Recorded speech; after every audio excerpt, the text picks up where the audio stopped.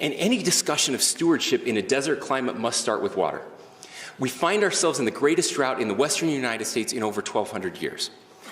Earlier this month, a report predicted that in just 5 short years, the Great Salt Lake will completely disappear. Let me be absolutely clear. We are not going to let that happen. Last year, your parents and grandparents in the legislature passed 12 major water conservation bills and $500 million in new funding. And even more important, the people of Utah responded by saving billions, tens of billions of gallons of water in our time of need. I want to thank Ella Mockley's grandpa and Zach Wilson's dad for their dedicated efforts on water legislation. Now, you've heard me ask our fellow Utahns to unite in faith and prayer in asking God to deliver us from drought. I've been mocked, both at home and abroad, by clever comedians and pundits in the media. But as a man of faith, I make no excuses for my beliefs.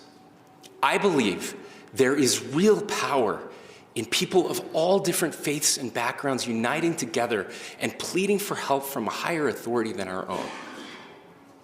I am grateful, and I thank God every night for the impressive amounts of snow we have received so far this season. Miraculously, the Great Salt Lake has already risen more than it did all of last year. A few months ago, before the first big storm, I asked my team to include $5 million in my budget proposal for flood mitigation. I didn't want to be the person to show up for a prayer meeting without my umbrella. It's too soon to know, but I sincerely hope that we need that money. So whether you believe in God or karma or the whale at 9th and 9th, I ask again that we join together to ask for relief from this drought, all while knowing that here on earth, God's work must truly be our own.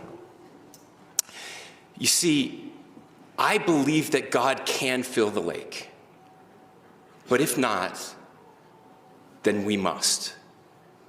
We have to maintain a continued focus on water conservation and agriculture optimization. To that end, I am proposing another $500 million in water conservation investment, in addition to new policy changes that will reduce our per capita use. And if I might ask, please look beyond those who would demonize our farmers. Our farmers and ranchers are the backbone of our nation and state. They do some of the most difficult work imaginable, and they deserve our respect. I promise they will be a huge part of the solution, just like you and me. Let's continue to help them modernize their operations so that we can both save water and increase food production.